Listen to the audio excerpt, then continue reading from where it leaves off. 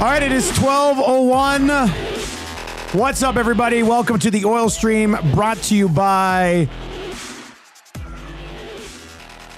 Boston Pizza, where it was a hell of a run in the postseason. Yeah, it was. For our partners at Boston Pizza as well. Great times. Shout out to Tony and Curtis at the Westgate Boston Pizza. Tony. That was a really good time. We will be this time next week. Right, today's Wednesday? Yeah, This time next week we'll be at Capilano. Oh, good. Hopefully, maybe even for a patio show. That would be awesome. Who knows? But yeah, we're excited about that one. Excited to see Cody. That's his location. So yeah, that'll be a good time. So next, I'll be there for Lock Shop. We'll be there for Oil Stream on June 25th. And that'll be a nice little lunch, sort of a pre-draft, free agency just around the corner sort of gathering. Oh, yeah. So Nasty's, the draft's not going to impact the Oilers much. They draft in the third round, 6th and 7th. So, but yeah, Nasty's make plans to join us this time next week. Next Wednesday, Capilano Boston Pizza, Oil Stream and Lock Shop will be live on location. Let's have some bevies. I'll tell you what. Oh, Hernan's getting excited. He say bevies. There were some bevies had with the Nasties last night. Happy birthday to Sarah. Callan Park and Sarah. Okay, that's a big one. Her birthday today. So celebrated yesterday, certainly. Shout out to all the Nasties who came out to BP, to Hudson's White, to Hudson's Bourbon, as well as Ice House. We're lucky. We've got a great audience. Some people a little unhinged the last 2 days. I'm seeing it on our Instagram. And in the Nasty chat, by the way, I keep getting blamed for blocking people on the Nasty chat. I haven't done that in a while, so just relax. Like, you can take out your frustration on me, that's fine. But just know I haven't paid attention to the Nasty chat. I'm looking over at Hernan. But I think you're taking strays for some Hernan Salas business. It's not just her. But he goes, just so you know. If you take some heat on the Nasty chat, it's because of this. I was like, what are you talking about? I haven't even done anything. So you had enough last night. You're being rude and stuff. Yeah. Sure. Yeah. Like, you're going to be out. And we warned them before when we went on air. Yeah. Now. Yeah, we did say that. The Nasty chat goes quick. It does. Someone might have got timed out by a mistake. Yeah. So, I'm just like, what? Are we really upset about this? No. I'm just saying, there was a lot of people swearing last night and being rude. Well, yeah, we said, please keep it civil. I understand. It's emotional. It's hard. Second year in a row. We get it. But one guy's text. I saw that text. The one text. I will paraphrase it to clean it up a little bit, but it was like, interesting how you're going to tap dance. Hernan Salas, you can S my D. Yeah. And then Tommy replied, he goes, you can S my D too, Tom Gazzola. I was like, okay, you're blocked. That's way over the line. I have a pretty good sense of humor. I feel like I think dirty jokes are funny, but that was. Yeah, it's too far. And I'll also say this right now, just as if there's any racial shit going on, you will be blocked forever. Yeah. I don't care if you're like, well, I did that one time. No, it doesn't matter. I will log back in and block you every 24 hours for the rest of my life. Yeah. So grow up, some of you. Yes. Anyway, so I just want to get that out of the way. I have no idea what was going on in the Leave Tom chat. alone. No, that's fine. I'm a big boy. You can mock me all you want, but Dusty's right. The racial stuff is way over the line. That's it. You'll be done. That's the end of it forever. Yeah. So. And there's other stuff that if you go to a certain place, you're gonna get it. You'll be timed out or booted. So you know what? It's a very few people that do it, but when you do, we see it and we'll catch it and we'll punt you. But yeah, I didn't time anyone out yesterday. I didn't have a lot of time to go through with a fine tooth comb what was going on in the Nasty chat. There's too much going on. There's 1,400 live viewers. I'm like, well, good luck. I think I saw a couple of Nasty chats that were worth reading, and I read them, and that was it. So it gets moving so quick. It's just I did say that right off the top of the show this morning, though. I see Shaggy. See, now Shaggy in Austria says, I'm just here to tell you I told you so, Panthers in 6. See, that type of stuff, totally fine. Yeah. Shaggy should have his time in the sun. Sure. He was right. I mean, he were right. We were wrong. He's also the worst fan. of the Edmonton Oilers. He's not a fan. There's no way. There's no way he's a fan. But I think he also said Kings in 6, Knights in 6, and Stars in 6. Yeah. No way. Yeah. Not Shaggy. So I told you so guys are just, yeah. I went on. You know how bad it is right now? Well done, buddy. You picked Panthers to be your team. Jeez, like, what are we doing here? Do you even like the team? Yeah. I went on with Donnie and Dally, and they're like, why? I noticed no riots yesterday in Edmonton. And I was like, where would they get that? Kind of a little shot at Vancouver. And they're like, yeah, but Oilers fans fighting Oilers fans. So I go, yes, not great. It has happened. It's been documented. It's you don't like to see it. Guys and girls fight each other, orange and blue on orange and blue. And I'm like, I suppose it's better than, breaking windows and smashing businesses and property around the city and lighting it on fire. And some dumb goes on Twitter and goes, so Tom Gazzola saying it's better to attack people than to break windows. I'm like, what are we doing here, you guys? Like, come on. Anyway, it can get silly. All right, so there we go. All right, there is lots to discuss here. You can text us anytime. And it's good. I know, like, usually as soon as they lose, people are like, I can't even listen anymore. So, but the next 3 weeks are going to be extremely critical for this organization. So we're going to have a ton of Oilers talk there, but we are going to start mixing in some Elk stuff, obviously. Oh, yeah. And, lots of fun stuff. We got some great events coming up with the Play Alberta EST Golf Classic, the Nasty Bash, Estes over the next few months. We've got a move that we're going to make to a new office. I love how you dropped that this morning, by the way. Because Surveyor Brett's sitting outside of it right now. Is he actually? I haven't even said the address. Does he know? I don't know how he knows, but he's like sitting outside the office with a picture on his phone. He's like, "Is this it?" I was like, "Yeah, that's it, man." Yeah. Brett's like, "I know the place. I go dancing there on weekends." Yeah, well, yeah. So yeah, we got busy time here over the next day. Yeah, but you were listening this morning, Nate, when the internet cut out briefly, and I came back and I was just like, "Screw it, we're moving," and pretty excited about the new place. I miss this place for sure, but. Well, we've outgrown this place, and we made it work. I mean, when it was just the 4 of us, then 5. We could have lasted here a little bit, but we got there's days now when we got 10 guys here at the same time. Yeah, and guests coming in. Yeah, people picking up stuff. Look at Glue Guy consoling Trev. Trev is taking. Trev's not in a good spot. This isn't a bit. Like, this isn't a joke. Yeah, Trev is taking this very hard today. Oh, he's at least former Oiler Joaquin Gage is like actually hugging him. Oh, did Maddie just do a tent setup? He did. She's teaching people. So we got a new, I think you'll see it eventually here at the, and we'll have our tailgate spot set up. That's a Kodak moment. Benny and Zach Benny and Trev are going to be at the tailgate for the Elks tomorrow. So swing on by our EST thing. I think we're going to have like some scarves to buy and socks to buy and stuff. Anyway, we got this new tent, but it's a 10-foot tent. It's a beautiful tent. Yes. Very fancy tent. We've one of the nicest tents there. We got it from William Huff, and I guess it's very confusing. So Maddie's giving everybody tutorials on how to set up the new Edmonton Sports Talk tent. He's all business. So that's nice. Yeah. Can I quickly address Let's get into it. Yeah, let's do it. Yeah, Rowdy Ryder says, so you guys are like, quote, love to hear from you as long as you come with Oiler love, unquote. Stay classy, Oiltown. Come on, Rowdy Ryder. No. Dude.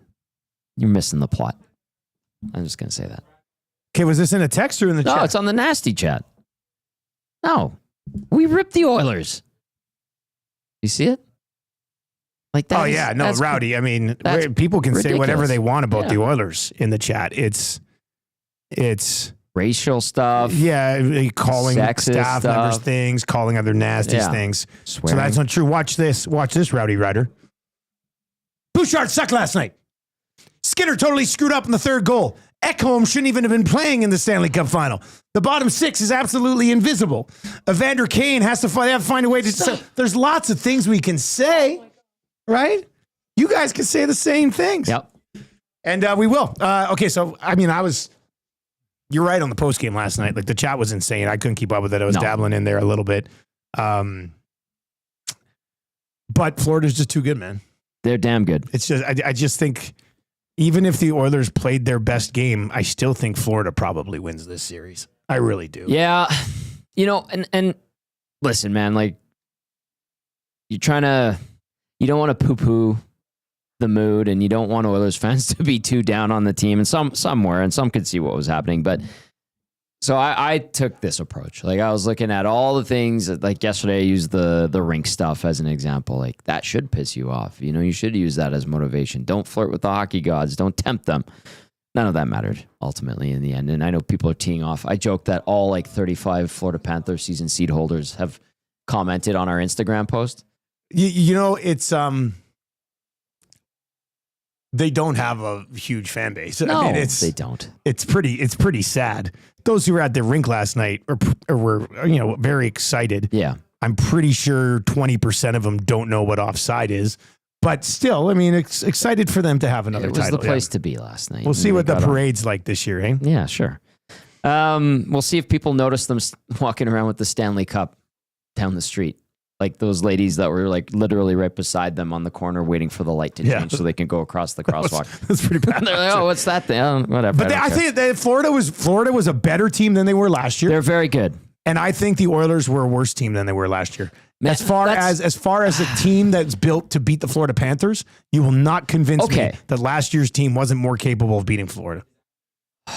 Man, and they got down 3-0 last year. I know, but remember early in that series?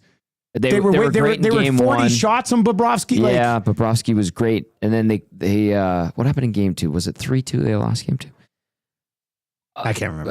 Anyway, and then they had the 5-1 win and the 8-1 win and the 5-3 win. And then they lose a tight one in game 7. That's a fair statement. Because you asked me the other day, is this Oilers team better than last year's Oilers team? And I think I said yes, because there's no tweeners, there's no young guys.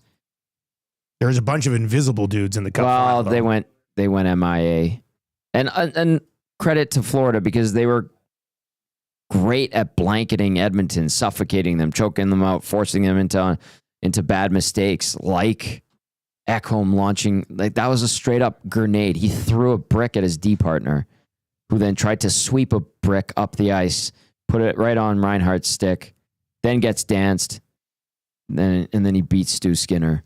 He hurt them more than he helped them in this series. Ekholm, yeah.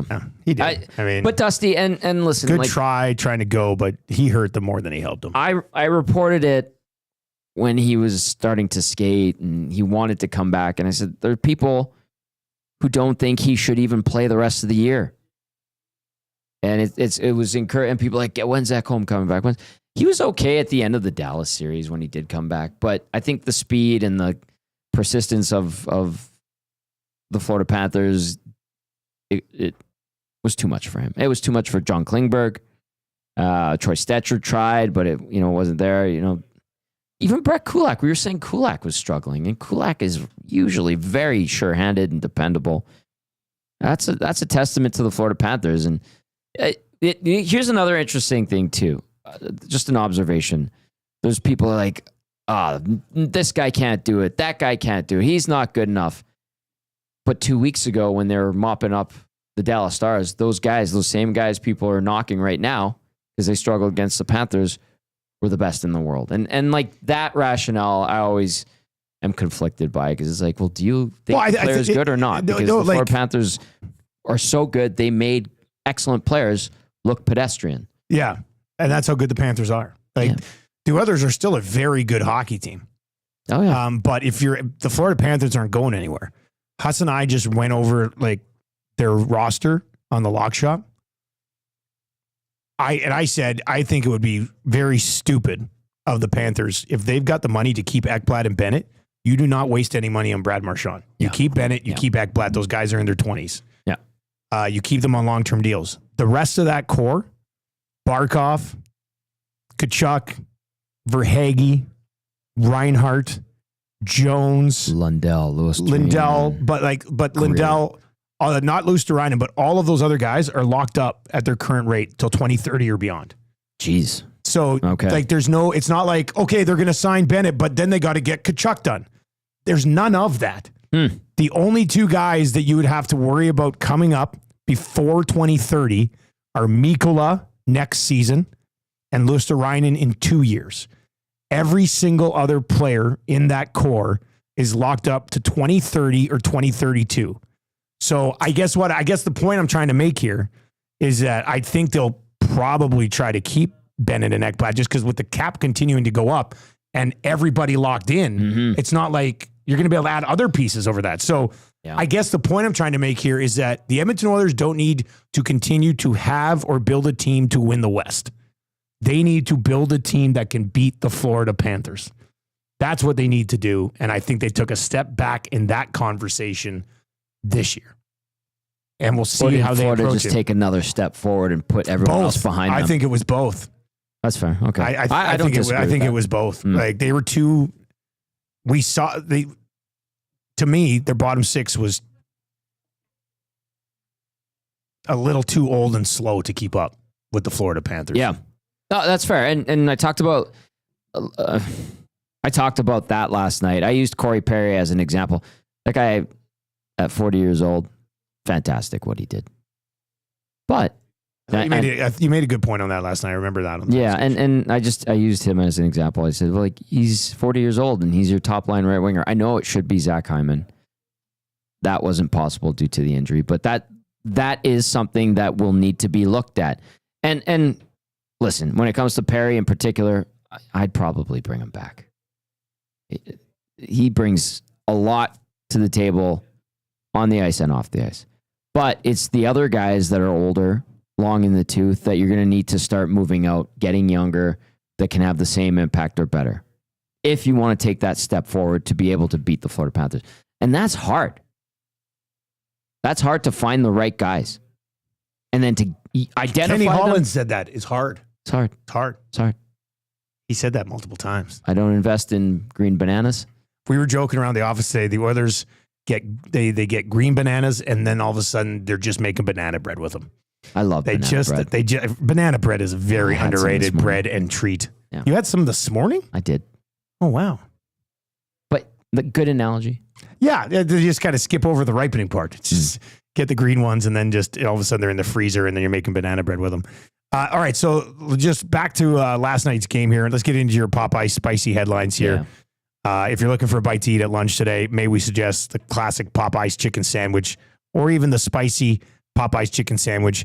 It's not, if you're a really heavy spice guy, you'll be like, I can handle more. But if you're a medium sort of spice guy or a light spice guy like me, that Popeye spicy chicken sandwich hits just right. That's what I would It's just right at all Popeyes Popeyes locations. They give up the first goal, and I liked their start. Great 3 minutes to Bobrovsky looked start. weird to start. Yeah. You're like, oh, he seems kind of awkward here. This could be a good sign. So they roll through the lines once, and then they go to McDavid and Draisaitl. Knobloch said after the game that it was the plan all along. They put McDavid and Draisaitl together, and they give up a goal.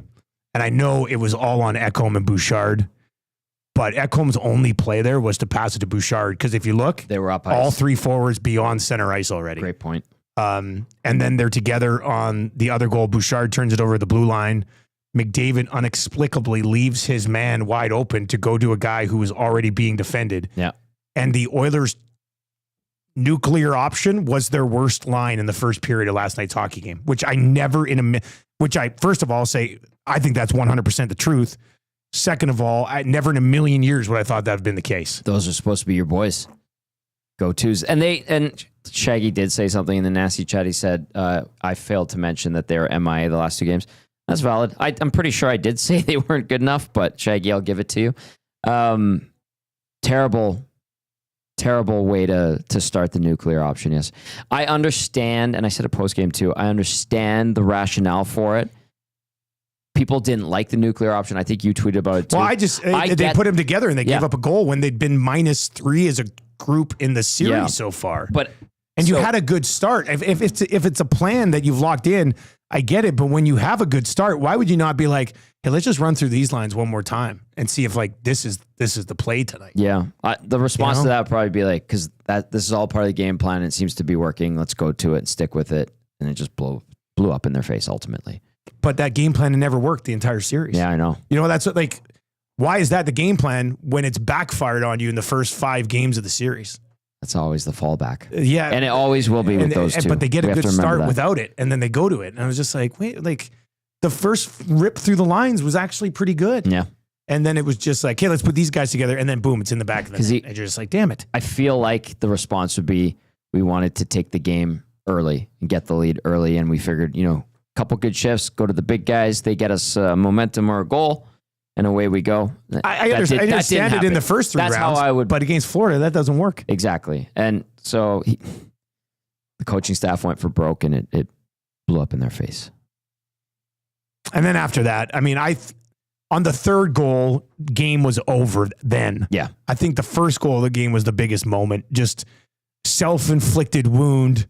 Guy who scored 50 in the league gets an unassisted goal. Great individual when effort. you need to have a good start, and you'd had a good start before. That was an absolute backbreaker. The third goal on Skinner was, I have no idea what he was doing. I don't. Trev, I thought, made an interesting point today. Like, it looked like he didn't even see it. I don't know how you couldn't have seen it. But he played it like a guy who all of a sudden picked it up right here and was just like, oh, yeah, off my chest. Yeah, and he said on the post game, he said, try to squeeze it. He said I was trying to squeeze it or put it to a spot that I thought would be okay. But that's not okay. I put it into there should probably be an Oiler somewhere around there, but still, that's a horrible play by Stu Skinner. It looked like, I said that, to me, that goal was a turning point of the game, brought to you by Advantage Sport Medicine and Physiotherapy. Because at that point, it looked like his mindset was not there, and he had kind of given up, for lack of a better term. Like, he wasn't dialed in, and he didn't steer it. It was a muffin shot. He didn't squeeze it like he said he intended to. He didn't try to catch it and just get a whistle. It was just kind of like, oh.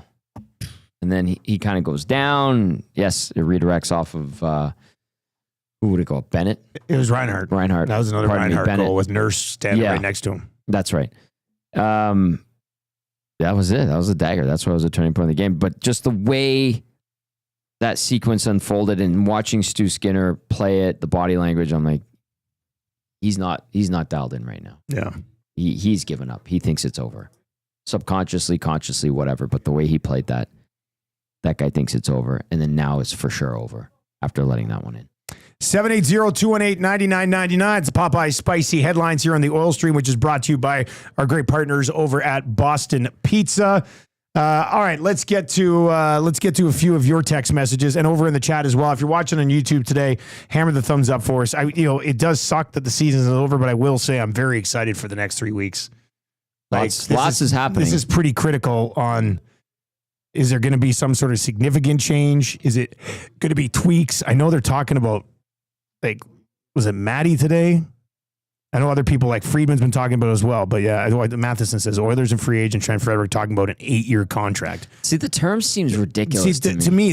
And Maddie says the question is price point. And I quote tweeted and said, the question should be term. Yeah. Why is a guy like Frederick, who I do want to give the benefit of the doubt because he was so injured that it made it look like an absolutely stupid trade by the Oilers at the deadline to get a guy who is this draft. He's either still very much injured or he's not that guy, bro. Yeah. You don't give somebody's 3 years or $3 million, 8 years. I contemplate giving him 3 years, 3 years for $3 million. I think that would be tolerable. I don't understand. I don't love it. What are we doing here with $8 million for this guy? Or 8 years? 8 years for this guy. I don't know. I don't get it. And if he sits there and goes, well, I'll go get something somewhere else. Well, then see you later. Okay. Maybe healthy. In order to be what they're talking about, healthy, he needs to be 4 times better than he was. Okay. He I'm did not arguing that. The entire playoffs. You're going to give a guy who just did nothing the entire playoffs an 8-year deal? What is that about? After an 18 and 17 goal season, and then this year taking a step back, getting hurt, and not really providing much. I don't get that. That doesn't make any sense. I know he's a great guy. He's beloved with his teammates. He did like it here. He does like it here. I understand the desire to turn it into a longer term thing, but 8 years seems like a lot. The $3 million, if it's around there, I think that's understandable. And I had been told that negotiations or the ask out of Boston was he wanted somewhere like 4 or something like that. So it wasn't going well there. And then hearing you want to give him 8 or he's asking for 8 and that's the number of years. Well, this is weird.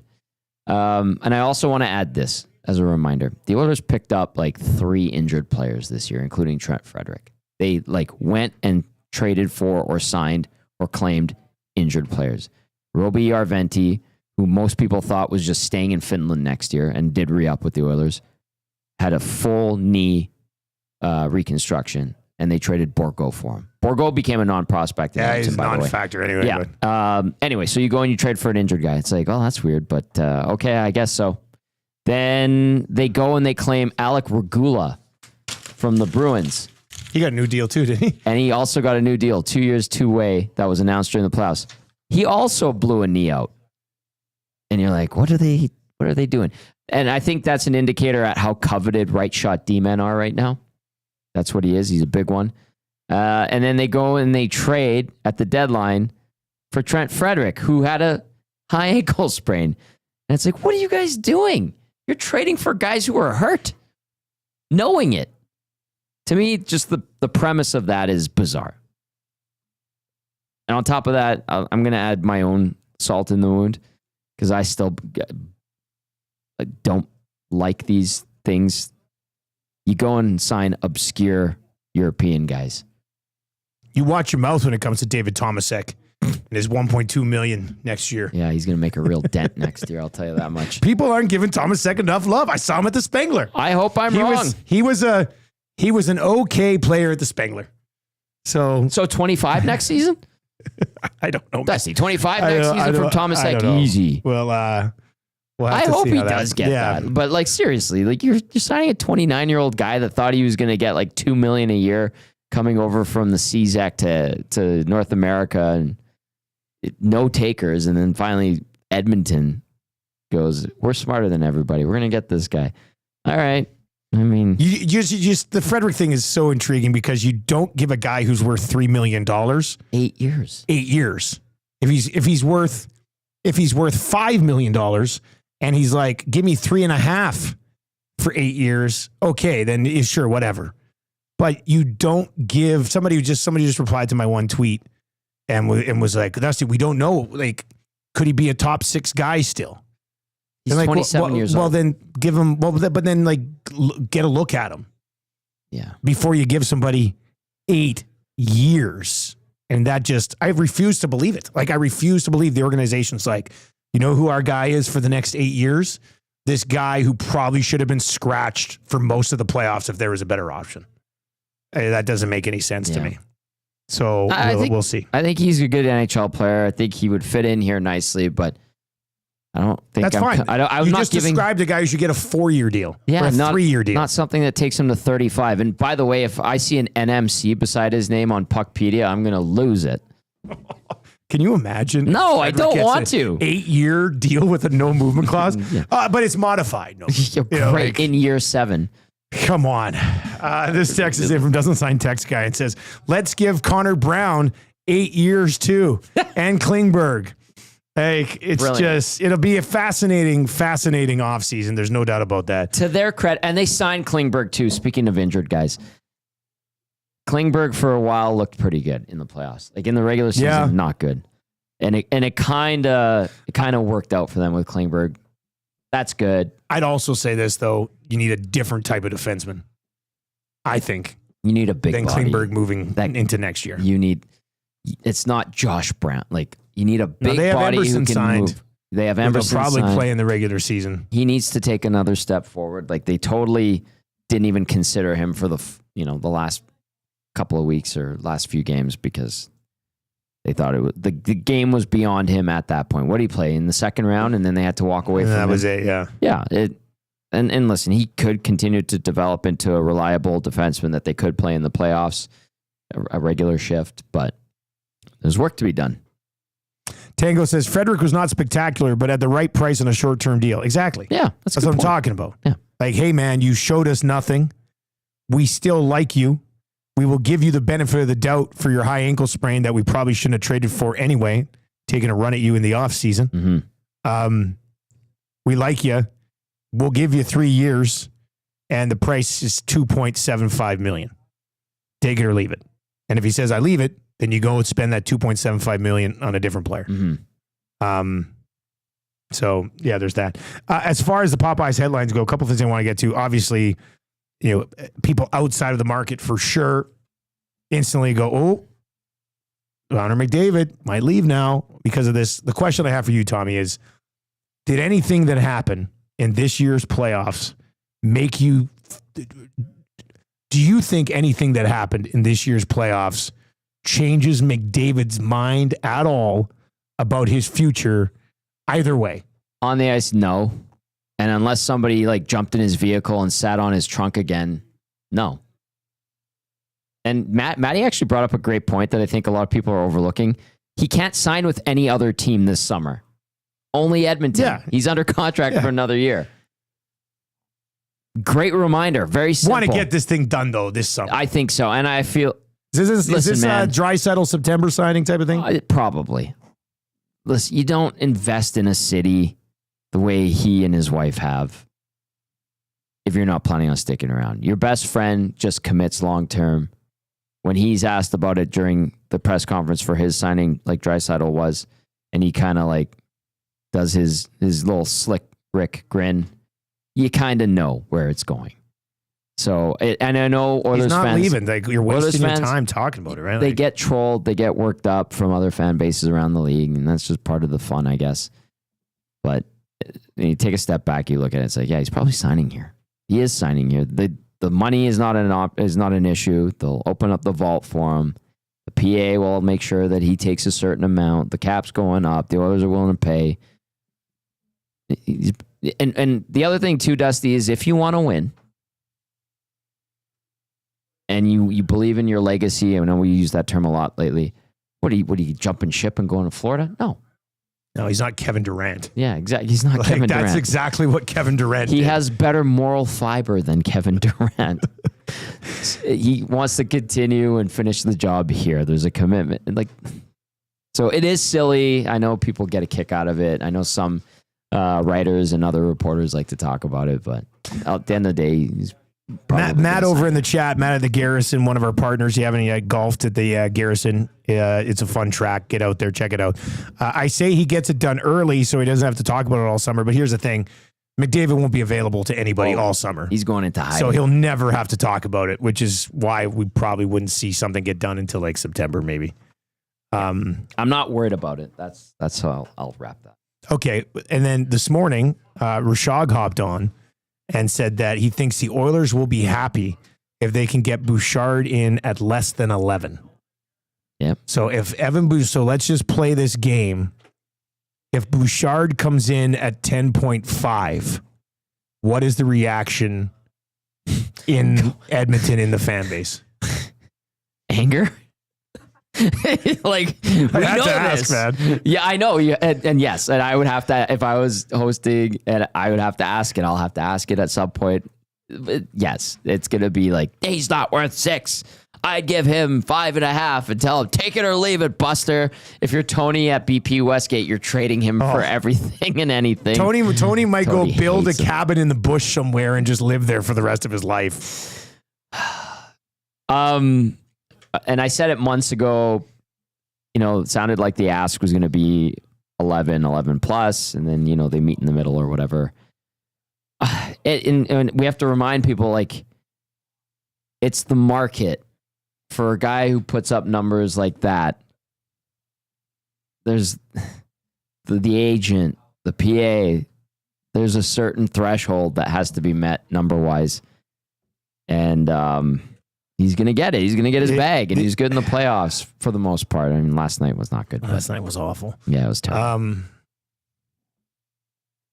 I don't love it. I don't love it. I said this morning that nobody wants to hear it, but McDavid and Draisaitl are going to deliver a Stanley Cup here. I 100% believe it. They're going to have 8 more cracks at the playoffs together, 9 more cracks at the playoffs together. They're going to get a cup, maybe even more, but at least one, I do think. However, I will say, if this team has to pay $20 million to Nurse and Bouchard for the rest of Nurse's contract, that makes things more difficult, man. It's not ideal. And I know people who were texting this morning saying, well, got to move Nurse, got to move Nurse. He has a full no move. Yeah. The only way Darnell Nurse gets moved is if he is 100% okay with it. Yeah.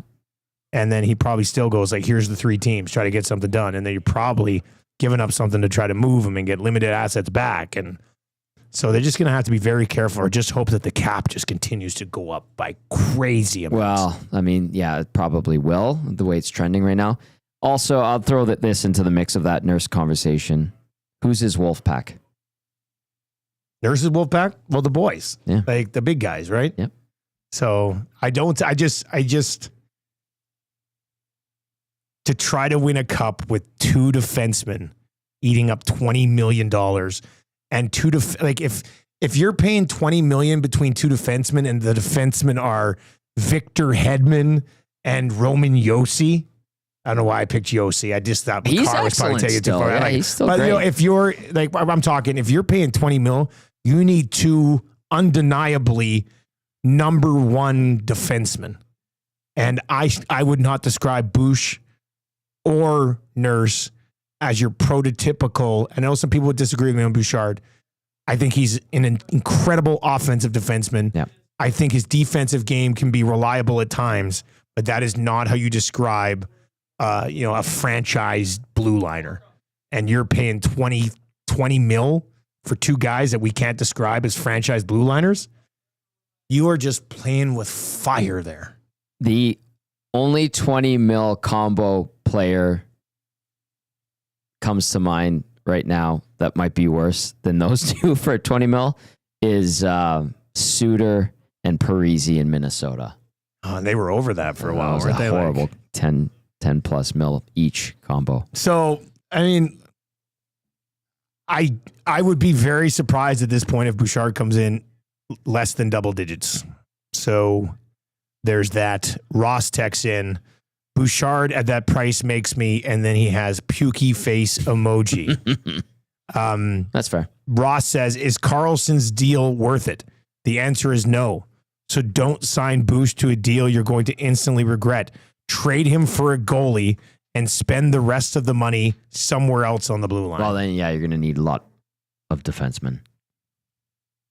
Because you look at it next year, you've got Kulak, Nurse, Ekholm. I'm curious what his health will be at the start of training camp.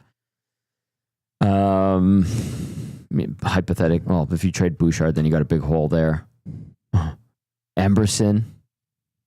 Stetcher got a 2-year deal, didn't he? Yes. Yeah, Stetcher still has another year left. Another year. Wallman, you know what? That's a decent one. Yeah, you got some holes if you were to entertain trading Evan Bouchard. It's a dilemma. Is that thunder out there right now? Is there a thunderstorm? Like this? I thought I heard thunder. That was you doing what? Do that again. No, I think I heard thunder. Well, it is supposed to. Clausen said it's supposed to rain. Well, if there's one guy you can trust, it's Sloshed Clausen. One of the highlights of this whole run. Zach, I'm going to steal that mouse for a second. Severe thunderstorm watch for Edmonton right now. Okay. All right. So you have very good. Nobody's ever said that about me before. I have horrible hearing. I know, but I think in my bones I can feel the thunder. Is your right knee aching? My knees are always aching. So it doesn't. I don't think weather that, approaching. I don't think that makes a difference. Okay. So yeah, thunderstorm out there as well. Oh yeah, I heard it. There it is. Yeah. Did you hear that too? Yeah, I can kind of feel it a bit too. You felt it? Yep. Well, this so strong that it's this. We won't feel it at the new building. The nondescript industrial office building from the late 60s, early 70s. She rattles and creaks. Now we're not moving into like a brand new building. That's fine. Someone said it was built in the 80s, so it was it's quality. Everything out of the 80s was good. We're from the 80s. Look at us. We were built in the 80s and look at us here discussing another Oilers Oilers loss. Stanley Cup final loss. Mm-hmm. All right, let's get into the numbers game, which we'll tie into Stuart Skinner. Not necessarily. Well, he did have one of the worst Stanley Cup final save percentages of all time. which is not what you're looking for. His save percentage in last year's Stanley Cup final was outstanding. This year, not so much. There's some other pretty good goaltenders who are on that list of worst Stanley Cup final save percentage. Like Ken Dryden was on. Like there was some Andy Moog was on there. There's some good guys on there. But Tommy, I don't think either of us would agree with anybody if they said the Oilers lost this series because of goaltending. I mean, I don't think they were beating Florida no matter what. Yeah. But I do have some time for this conversation of, can you upgrade? And Rashog said this morning, it was interesting because I don't know if this is possible. He's like, can you upgrade the goaltending position without throwing the baby out with the bathwater? Like keep Skinner, but still upgrade the goaltending position. Oh, you hear that one? That was a good one. Thunders. I feel like the storm's right above us. Yeah. And I haven't done the homework yet on like, here's 5 goalies that they should go out try to get instead of Stuart Skinner. But the options aren't great. But how much of a priority do they have to make it? Like, I know we say, it's tough to find somebody and, you got to be careful with the cap. Let's just say they say we have to find a way to do it. Mm-hmm. So they have to do it. Do you think it's at that point for this team right now? Me personally, no. I'll validate it. I'll show my work. I think there's issues that are more pressing, and that's obviously figuring out your depth forwards, getting younger, quicker, bigger. And then I think the defense again needs to be addressed. Unfortunately, you need to fill a couple holes, at least one for sure. And then I think you do look at your goaltending. Everything should be gone over with a fine-tooth comb. Absolutely. Calvin Pickard basically gave you the best backup season you could ask for. Yeah. Okay. And people point to the price point. Great value there for the wins he gave you. Stu Skinner did not have a very strong season. He took a step back. He regressed. He's gone to 2 Stanley Cup finals. I know he hasn't won one. In 3 full seasons, he's been an All-Star, a Calder finalist, and gone to 2 Cup finals in a second-round loss. If you really take a step back, you go, that's actually pretty good. Now his averages aren't great. He lets in a lot of breakaways. The goals, expected goals against, whatever those stats are, they're not good for him. I recognize that. Yeah. And I know I don't know how to describe them, probably because they're stupid. The bottom line is, like,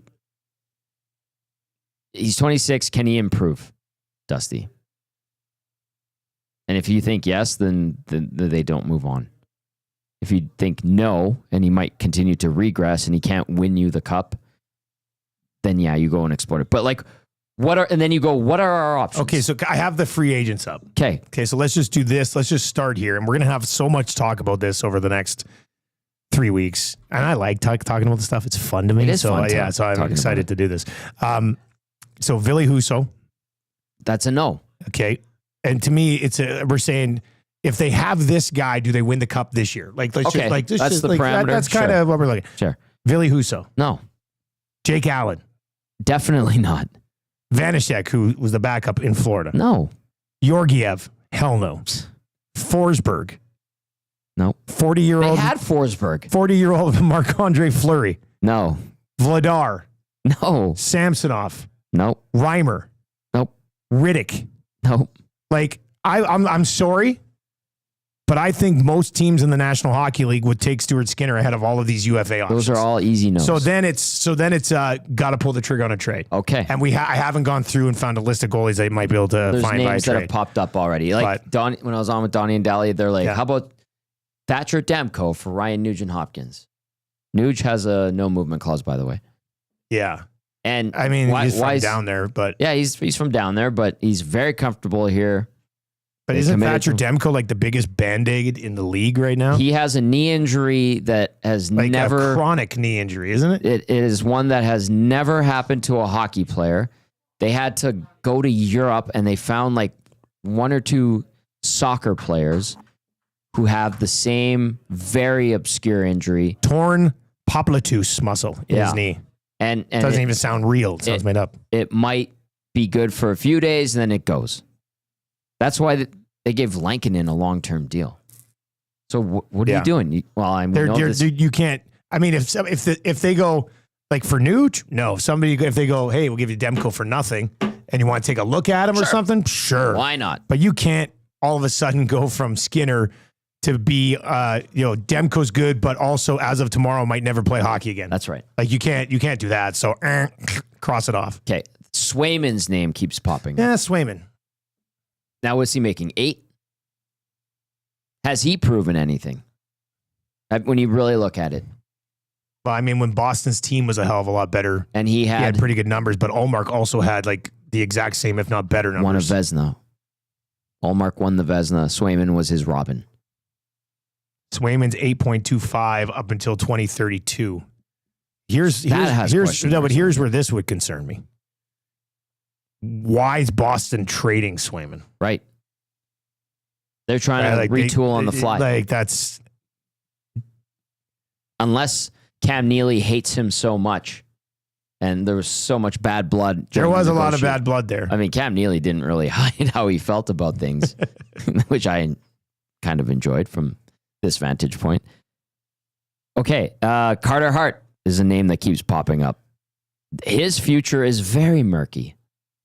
Also, when you take away everything that's going on away from the rink and on the ice, and you take away everything that's happening, in his personal life, and you look at his body of work in the NHL, does it give you confidence that he can get the job done for you and win you a Stanley Cup? I think I'd rather try Swayman. Hart's game had fallen off there. I mean, he had a good rookie season, and fell off. Flyers sucked too. Like, listen, man, they weren't good. They're a mess. If you truly believe that the Oilers are an elite team beyond their goaltender, maybe Swayman would make sense. Because when he was behind the good Boston Bruins teams, like 2-3-4 years ago, like 61 wins. He did a pretty good job. If you think the Oilers are pretty darn good everywhere else, and it's just a goalie that's holding them back, then I could see why people might support a Swayman move. But once again, you have to find $8.6 million in cap space. Maybe get them to retain a little bit if they really want to move him. And they would have to want to move him. But yeah, I don't know. I mean, it's going to be a very interesting situation. It's a pickle. I don't know if you run it back with the same two guys again. I mean, I don't know if you run it back. Like Arvidsson will be gone. Yeah, right? That'll be a mutual trade me. Let me get out of here. There was rumblings that he made it known that he would be open to a trade in the season. What would you have to give up for Swayman? I don't know. I'm very curious. Well, it'd probably have to be Stu, first of all. Yeah. Which people here won't care about that. No. So then you'd have to probably juice it up. I don't know. I don't know what that price tag would be. And again, the big question would be like these hypotheticals that we're throwing out there goalie wise, like do those teams want to get rid of their goalies? Why? What's the motivation for them? Yeah, but there might be a little bit with Boston. With the relationship. I understand. That might be one of those. That was not healthy. That might be one of those perfect storms where they want to move on. They'll eat a little bit of it, and maybe you can get him for a little bit less than you thought. He's 26. Yep. So you get a decent run with him, and he was good behind good Boston teams. Like I don't think Boston was good because of Swayman.